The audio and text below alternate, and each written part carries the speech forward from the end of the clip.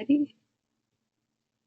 Welcome everyone to the Letters of Evaluation session, November 2016. We're going to go over the agenda for today's meeting. We're going to talk about letters of evaluation, so an overview of what schools are looking for. We're going to talk about who to ask and how to ask them. We're going to talk about the process to submit letters through the MAP portal system, and then we're going to review letter requirements and deadlines one more time. Although I know you've heard them before, I think it's really helpful to go over them again. So, what do admissions offices want to learn from the committee letter? I think it's really important that applicants have a really good sense of what exactly the admissions folks want to know about, so that they can help to guide their letter writers. You guys are complex people. You've done a lot of things. In some cases, you've worked for 6 months or more full time for your letter writers, so they have a lot that they can write about you. You want to help the letter writers to write things that are the most important things to the admissions committees, because they want to be highlighting the things that are going to be most salient in terms of admission. So letter writers, you're going to have a fair number. You're going to have 4 to 6 external letter writers, plus the committee letter from the pre-health office if you qualify for it, which we hope you will. We hope you'll meet all our deadlines and requirements. Each letter writer should be writing about a page or so, and each of them should be talking a little bit about who you are, trying to capture the person that they know and understand. That's really trying to be a personal synopsis of who this person is, an overview of your academic work, if it was a professor, the program of study that you were in. So if you were in a rigorous major, if you're an engineering major, this is just a really hard major. If you're in a liberal arts major, that just really encourages critical thinking, problem-solving development. So talking a little bit about what's special about the academic program, what's special about the particular course that they're writing about the class about. They're not going to want to focus too much on the particular course, but just to sort of categorize it as rigorous. And then a little bit about you in terms of your work ethic. How do you spend your free time? Most of your letter writers, like your biochemistry professor, is not going to focus too much on your activities in your free time. They're going to focus more on your work ethic. Your co-op supervisor, they may focus more on important commitments and activities. They may know something about how you spend your free time. That's probably something, the third bullet point, that you're going to talk to more with the pre-health office. Difficulties overcome, distance traveled, and stories of resilience. Those are so important to the medical schools and the dental schools. Data shows that these programs are so hard, and that most people at some point will reach a stumbling point, and it's the skills and resilience that you come in with that help you get past them.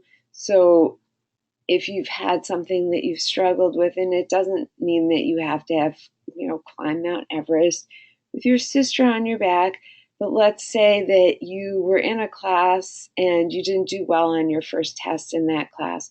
What did you do? Did you just say, I give up? Or how did you use your resources? And that's something that you can remind your professor about.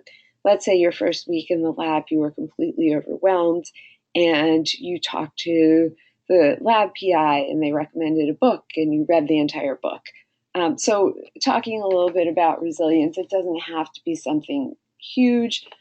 Sometimes you have a story of resilience that's an obvious story for you that you really have never shared with a teacher or a PI, and you're really not interested in sharing with them because you want them to see you as a person who worked in your office, and that's great. For the most part, the stories that are major life stories, you'll want to talk to the pre-health office about, unless it's something that they've observed.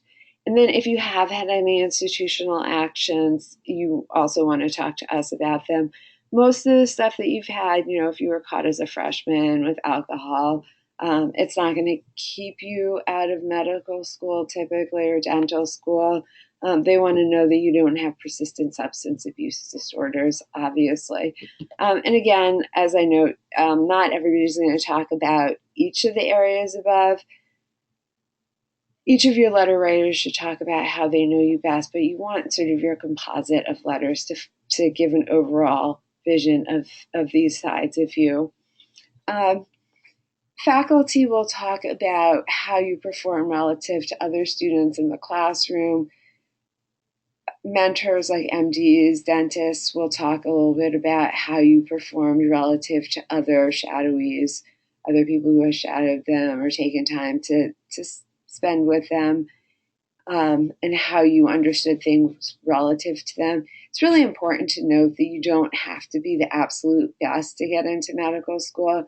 So let's say you were in a class and, you weren't the highest, you weren't number one in your class, but you were working really hard and, maybe you got an A, maybe you got a B plus in the class.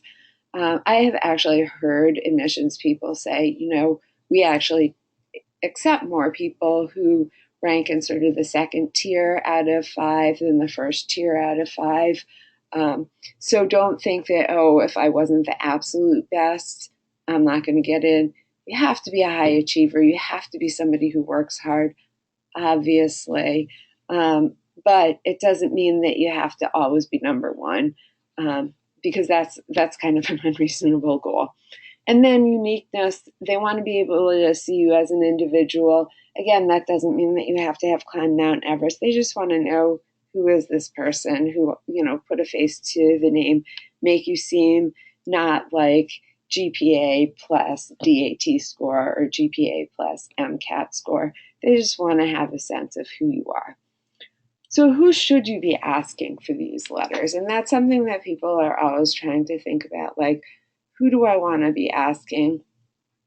For your internal letters, you're required to have 3 internal letters from faculty, 2 science faculty, and then the third is your choice. We recommend that you have at least 1 science faculty who taught you in a lab class. We recommend somebody from your major. So if you're a science major, let's say you're a chemistry major, have at least one of those faculty be a chemistry faculty member. We recommend somebody from outside of your major. So if you're a chemistry major, again, you don't want 3 chemistry faculty, because then that's not a very balanced portfolio of letter writers. So 2 science faculty, third is non-science. If you're a non-science major, you're probably going to have your third letter be from your major. If you're a science major, a lot of people will ask for a non-science faculty member for that third letter, just to highlight a different side of themselves and show, hey, I'm not just science nerd, I've got another side. If you've done a dialogue of civilization, perhaps that can potentially be a really good letter, because you spend 4 or 6 weeks full time with a faculty member, and so they really get to know you well. A lot of those faculty are not science faculty, but they can be really good people to write those third letters. Also, advanced writing professors can be really good people to write third letters, because they're non-science letters. They get to know you well because they're really small classes, and because you're writing about something that's important to you, they kind of get a sense of who you are from that. Also, they just tend to be really good writers themselves, so they can articulate things well. So admissions committees really want to see evidence of your academic ability to be sure that you can handle the rigor of medical or dental school in your courses. The reason that we require 2 science faculty letters is because they want to see that you can handle classes that are like what you'll take in medical school. So if you're like an engineering student, you can have one of your science letters be from a faculty member who's an engineering professor, like a thermodynamics professor, for example. But I would really strongly recommend that your other science letter be from a faculty member from either biology, chemistry, or physics, then potentially from a lab class, because that's the foundation of what you're doing in medical school. And they want to know, how are you doing in those foundational classes? Because that to them indicates how you're going to do later on. Same with some of the behavioral neuroscience classes, the classes that are psychology class with a really heavy biology focus. You can ask one of those professors for a letter as a science letter, and if you're not sure which ones, you can definitely feel free to check in with me. But I would really strongly recommend your other letter be from somebody who is a traditional science faculty member. So what are some descriptors that faculty use? People sometimes ask me as they're getting ready to apply, like, what things are faculty going to say? So I actually looked through some of the really good letters that people had, and I wrote down some phrases that kind of bounced out at me that I thought, wow, this really helped to make this a good letter. So these are the kinds of things that schools like to see in faculty letters. They're the kind of things that indicate, okay, this person's probably well qualified for future study in the health professions. Okay, who should I ask for internally?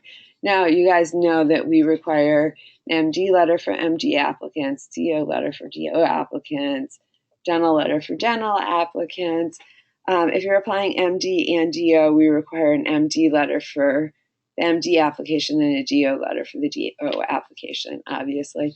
Most people who have done research will want to get at least one research letter, like from their PI. If you did research and let's say you had a PI, but the person that you worked with directly most of the time was like a graduate student, so that's a person who saw you doing your work all the time, sometimes they'll do a letter and they'll co-sign it, so the PI and the grad student would write the letter together. I think what typically happens with that is the grad student writes the letter and the PI signs off on it, but that works really nice for you because then you get the PI's name on the letter and the kind of the direct exposure that the graduate student has had to your work. So it works really well. So that's something that if you've worked a lot with a particular graduate student or postdoc and you feel comfortable asking them about, you could ask about. With co-op experience and work supervisors, if you've done maybe a clinical co-op and you got to know a doctor there, but the person who supervised you was maybe a nurse practitioner or a physical therapist, you can also ask them for a letter of recommendation, so you might have two letters from one place. Some people will have a letter from a community service supervisor as well. You guys have obviously had a lot of experiences. You're not going to be able to get letters from everybody, so you want to think about how do you get a well-rounded portfolio of letters. You have to have that clinical one. I really strongly recommend if you can get a letter from a research supervisor to get that as well. If you've done more than one co-op, you probably want to think about asking your co-op supervisor, at least two co-op supervisors, just because why wouldn't you? I mean, if you can have 6 letters, they might, it helps because they get to know you pretty well usually. You want to have letters from people who are able to present different aspects of yourself and your activities.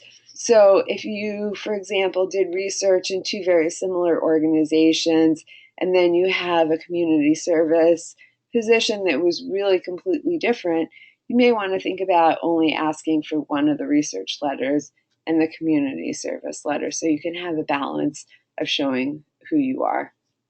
And again, I looked at some of the external letters and I wrote down just some of the phrases that I pulled out of those letters to kind of show, well, what are some of the things that make a really strong and impressive letter? And so these are some things that I thought really showcased who people were in those letters.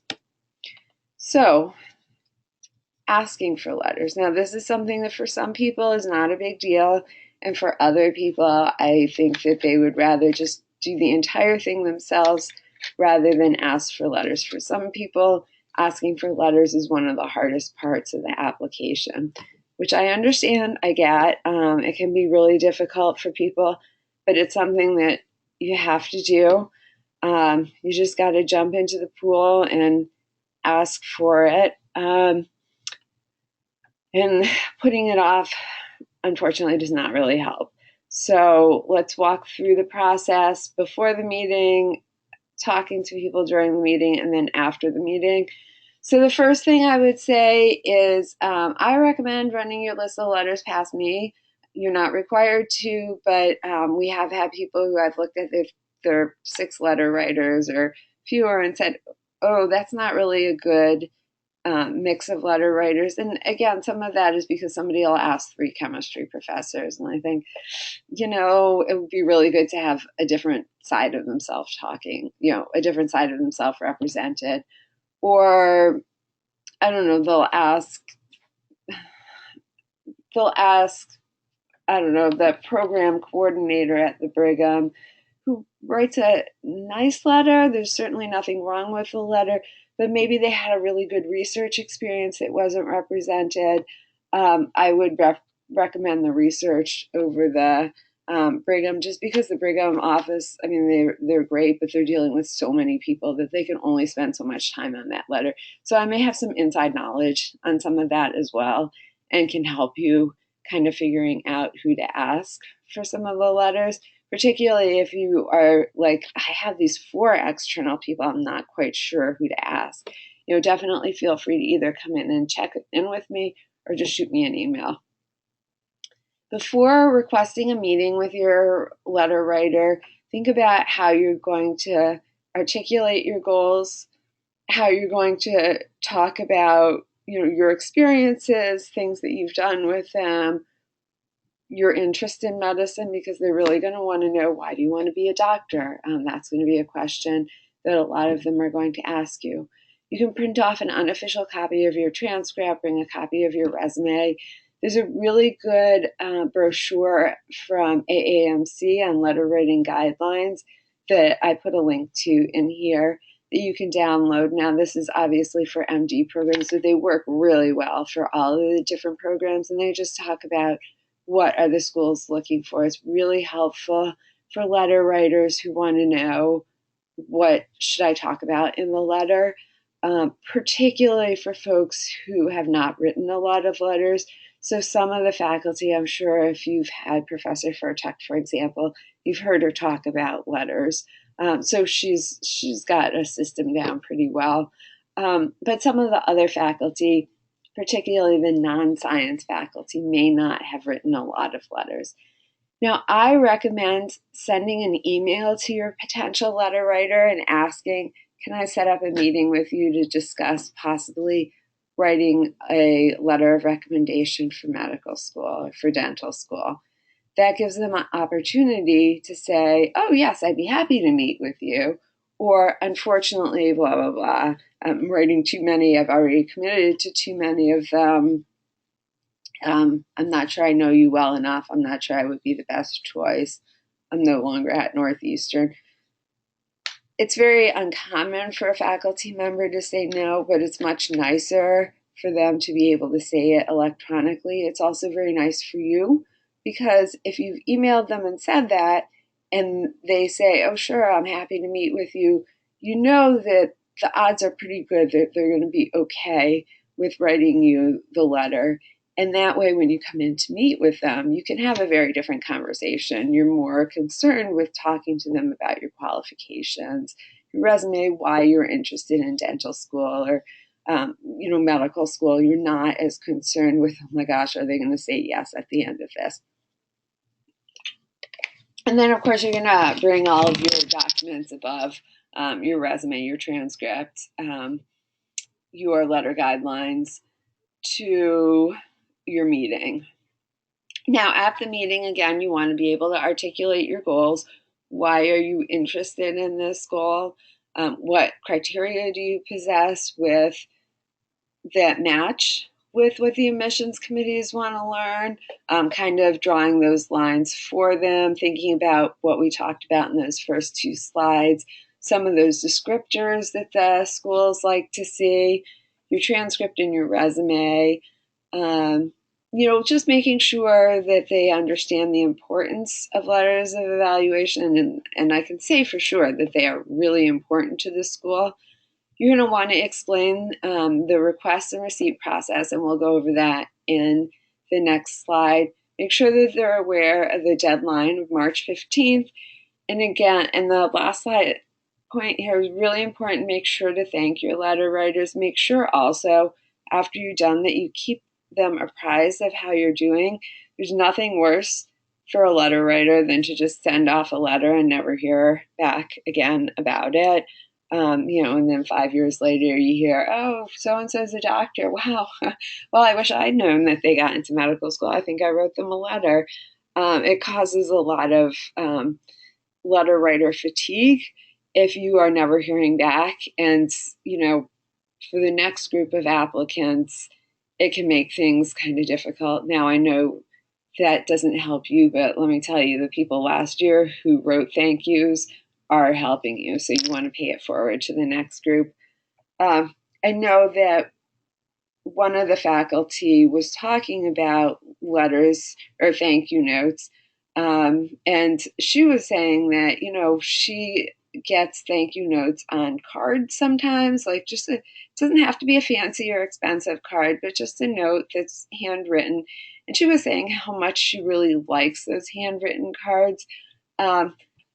Working here at Northeastern, we get a lot of junk mail and very little else. So you go to your mailbox and you see, oh, the credit union said this, and here's something about, how much your insurance is going to go up next year. And this is something from your professional organization. So you go to your mailbox and there's almost never anything exciting there. But every now and then you go to your mailbox and, there's a nice thank you note in there with a handwritten note that's maybe, that seems very heartfelt and earnestly stated and says, I really appreciate you taking the time to help me with my goal. And, your support is really important to me. It feels really nice. It makes people stay. So I recommend the handwritten note for anything that isn't like sort of the expected note. If you're, for example, on an interview and they expect that note right away, you're better off with an electronic note. If it's something that's not, oh, the person's waiting for this, they're expecting it, go with a nice handwritten note. It just feels nice in this electronic age. So that's my preaching and little words of advice. So after the meeting, so you're going to have a conversation with them first. And if you're not on campus, maybe you're graduated and you're working, you may not be able to have the meeting in person. You can try to have a phone conversation or a Skype conversation if that's at all possible. It is nice to actually talk to the person individually. After you've had that conversation, then you're going to go into the map system and you're going to request the letters officially through there. So you'll go into the letters of evaluation section and you'll put in your request. Once you put in the request, the letter writer will receive an email that describes a little bit further what schools are looking for, the format that they're meant to write the letter in. So for external letters, we really want a PDF letter. For internal letter, it's just a Word document. And then they'll also get a link to upload the letter. So it's pretty easy for them. They get the letter, the email from, it looks like it comes from me. So they'll get an email from me. It has a link in it. They type out their letter and then they just save it and upload it. And that's all that they need to do. If you have any problems with that, if your letter writer has any problems with it, sometimes letter writers will ask their assistants to upload the letter and they have problems uploading it. Definitely feel free to contact me, or if somebody's assistant or your letter writer is having a problem with it, definitely let them know that they're free to contact me and I can help them out with that and troubleshoot the problem. So in MAP, when you send your letter, there will be a status that says that the letter has been sent. When the letter has been received, the status will change to waiting for verification. It actually says waiting for verification, which drives me a little bit crazy, but there it is. And then after, we actually in the pre-health office read every single letter. So once the letter is read and reviewed for accuracy, the status will be changed to verified. Letters have to be received and marked waiting for verification by March 15th. So for example, if an external letter writer accidentally writes that you go to Northwestern, which sometimes unfortunately happens, I'm going to email that letter writer back and say, oh, sorry, do you mind just updating this? So if they turn that in on March 15th, then it might take a few days for them to get back to me and update the letter. We're not going to penalize you for that. So just so you know, if the letter is there and waiting for verification, we consider it on time. It sometimes does take a little while, especially around March 15th, for us to read all the letters, because it does, that just takes a little while, particularly if there's something that needs to be addressed within the letter. Sometimes the pronouns are wrong. The letter writer says he when you're female, or they put the wrong name in, or there's a grammatical error, something along those lines. It's usually not something that's horrible, but it's just one of those things that really busy people writing letters sometimes do.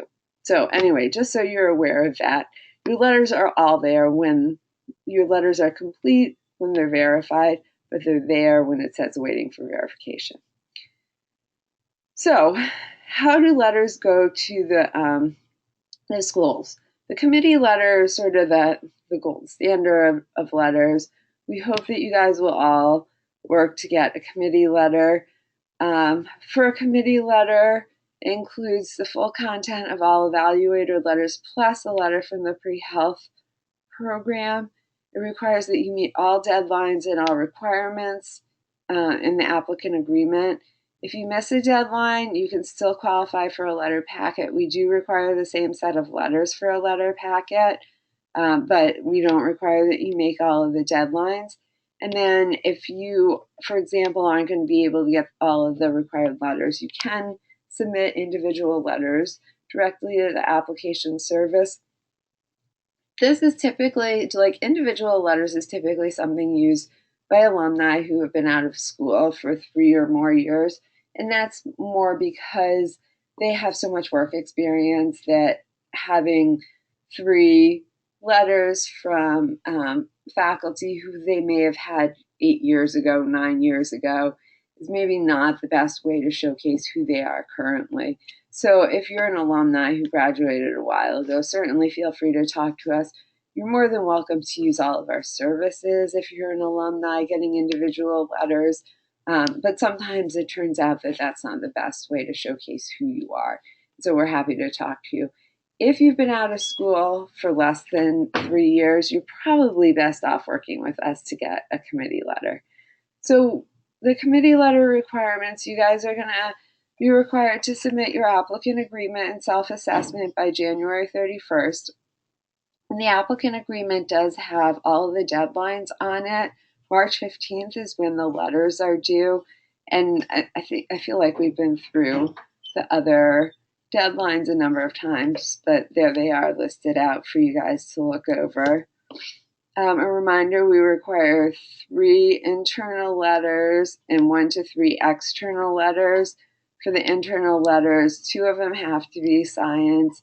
The third can be a science, but you can also have a non-science. We don't accept letters from TAs or 1-credit courses. So for example, intro to co-op doesn't count. Directed study classes do count because they've given you a grade. External letters, we require a letter from a practitioner in the field to which you're applying.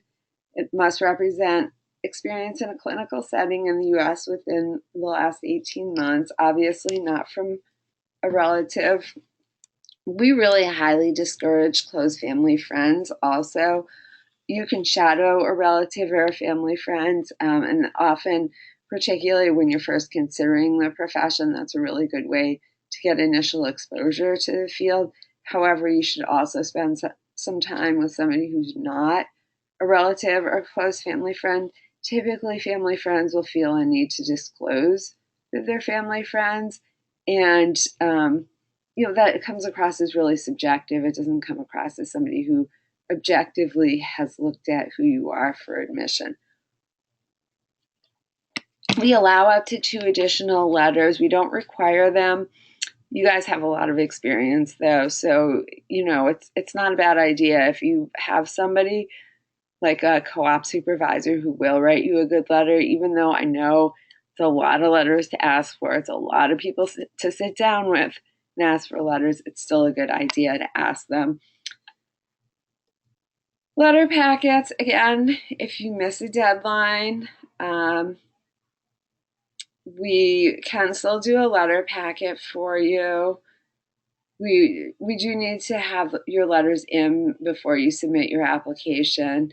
If you receive a letter packet instead of a committee letter, a lot of the schools will ask why you don't have a committee letter, and they'll ask that probably before they offer you an interview. Not all of them do that, but a lot of them do increasingly email you and ask you why you don't have a letter packet. Sometimes there's a very logical explanation. Things just kind of worked out different than you expected. You were able to apply earlier than you'd expected, but by that time you'd missed the deadline. That's very different than I thought my pre-health advising office was stupid and I didn't want to follow their guidelines, right? So, they're going to be listening to what reason you give them, but you better have a reason that you can give them. Don't ask for letters through MAP unless you're confident that you're going to get the full set of letters. We can't submit letter packets that don't have the full set of letters.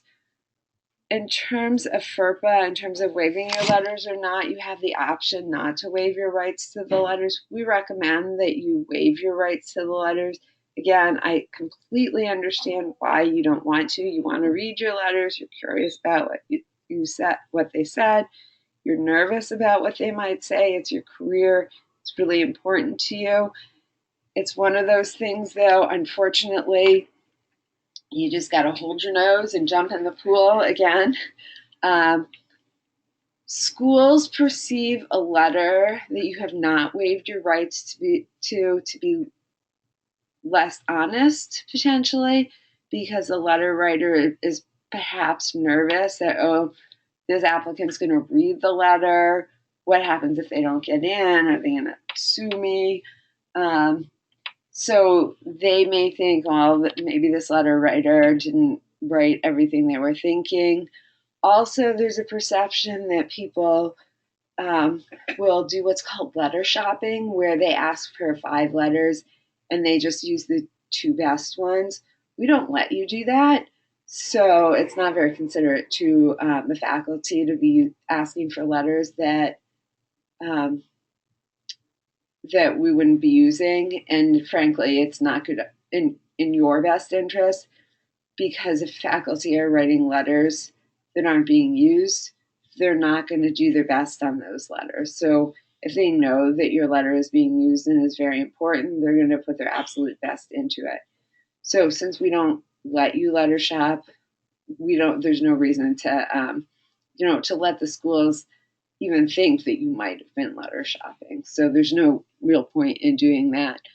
So we really strongly encourage you to waive your rights, because the perception is that that's going to be a better letter and a more honest letter.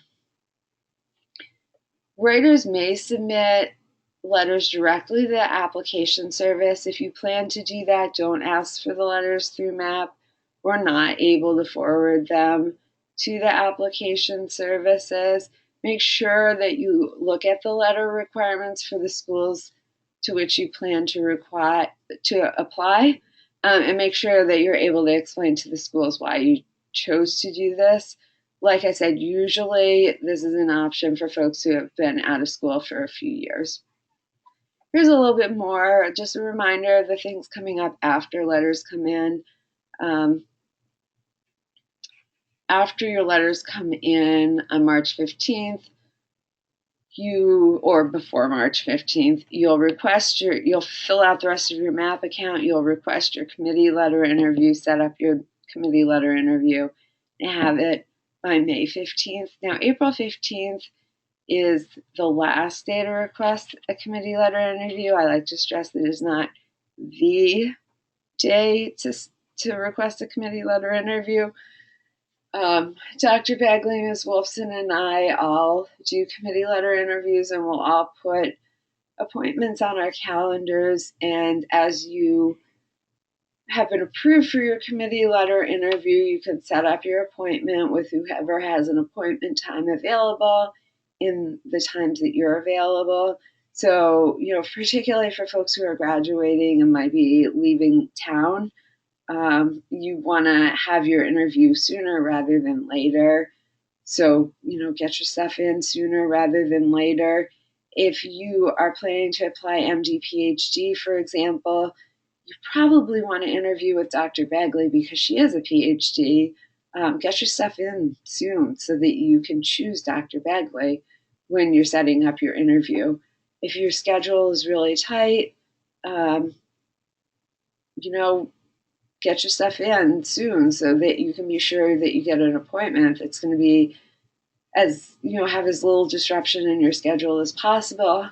If you've known me since you were a freshman and we've had a great relationship since your freshman year, you may want to get yourself in early so that you can make sure to set up an appointment with me so that I can do your committee letter interview and your letter. Whoever does your interview is also going to write your letter. I can tell you that in most letters that I write, I'll write, I've known this applicant for X amount of time, particularly folks that I've known for a really long time. I'll write, I've known this applicant since they were a freshman, and that's helpful for you. So just so you're aware of that. Okay. Just reminders of the things that come after that. Once you have submitted your application, you'll download a copy, you'll upload it to the MAP system. So we don't actually write letters until after you've applied, and we actually don't write your letters until all your stuff is in. So if you're taking your entrance exam after you apply, let's say you're applying in early June, but you're taking your entrance exam a little bit after that. For DAT folks, obviously. For MCAT folks, maybe you're taking your exam before that, but you're not getting your score back until after that. We don't write your letter until after you've got that score and you know you're going forward with your application. We want to make sure we're spending our time writing letters for the folks who are definitely applying this year. Because if you are deferring a year, then it'll be a different letter, obviously. Letters are written in the approximate order in which applicants notify us that they've submitted their application, and we'll talk about this a little bit in the committee letter interview. A lot of people apply in the first morning, and so, if you apply at 9:30 in the morning, which is more or less usually when the application opens, or at noon, your letter could be done actually, 2 weeks later if you apply at noon, because a lot of people apply that first morning. Okay. A little bit about the format of our committee letter. We have a cover sheet on it that just talks a little bit about Northeastern. It describes the co-op program a little bit, and it mentions that many of our students do graduate in 5 years. That's completely normal. It mentions that we have summer classes that are taught by our regular faculty with the same syllabus and the same rigor as our classes during the school year. So just so that schools are aware that you're not doing something weird with all this co-op stuff, you're following the normal curriculum. The fact that you graduated in 5 years is normal for a Northeastern student. Your letter will be written by, as I said, Dr. Bagley, myself, or Ms. Wolfson, whoever you do your committee letter interview with. When we put together your committee letter, it will be the letter that's written. It'll be the cover sheet, the letter that we write, the full text of the letters from your faculty member, and then PDF copies of the external letters. So by the time your committee letter is done, it's typically about 7 or 8 pages long. It's a pretty substantial letter. So just so you're aware, it's a lot of information for the schools. They'll have a lot to read about you. Just a few final notes. We recommend that you request all your letters before the end of January. The only exception to that would be, let's say you're on co-op and you're doing like a research co-op or something in the spring semester, whatever kind of co-op you're doing in the spring semester. If you feel like you're probably going to get a letter that's one of those 2 extra letters, 2 extra external letters from that co-op, talk to me about that and we can discuss what the best option for you is, because obviously you're not going to start your co-op position and then 2 weeks later ask for a letter of recommendation. So definitely talk to me about that. Don't stalk your letter writers. A friendly reminder a couple of weeks before the deadline is sufficient. I've definitely talked to students or applicants who have said, I've emailed my professor 6 times and the letter still isn't there. Well, yeah, emailing them 6 times, it's not going to help. At a certain point, people are like, calm down. I said I would do this. I'm going to do it, but you're kind of annoying me. Letter writers are just like students. Letters are due March 15th, and I can tell you, last year we got about 600 letters, and probably over 100 of them came in on March 15th.